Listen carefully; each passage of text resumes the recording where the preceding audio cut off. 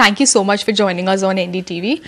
Talking about your film No Fathers in Kashmir, it is a story about a 16-year-old girl in search of a father. It's about teenage love. Why do you think the film's been given an A certificate? I really can't think of any actual reason because there is absolutely no violence in the film. There is nothing that would which glorifies. There is nothing that you think that this film needs an A certificate. So you are saying that the film is one that can be watched across all age groups and by people from everywhere, including in Kashmir. Absolutely, I think it should be given a U certificate.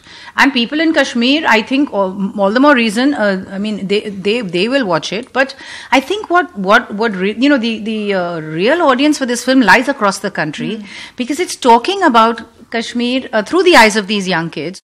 Also, to clarify, the CBFC did state yesterday that they haven't banned the film. That was something that was going out, but they've said they have given it an A certificate as of now.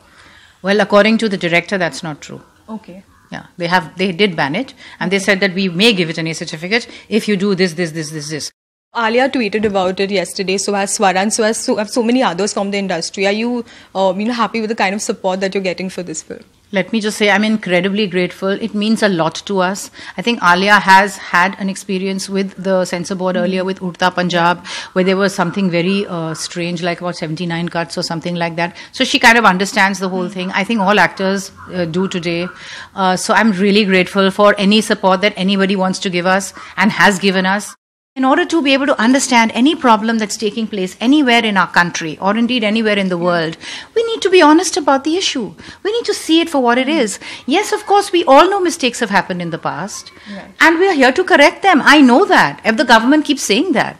So I think it's time that they then sort of, put their money where their mouth is and said, yeah, sure, we are happy to put a film which talks about the real Kashmir out there, and support and give it all the support it requires and deserves. I would say this government I would respect if they did that.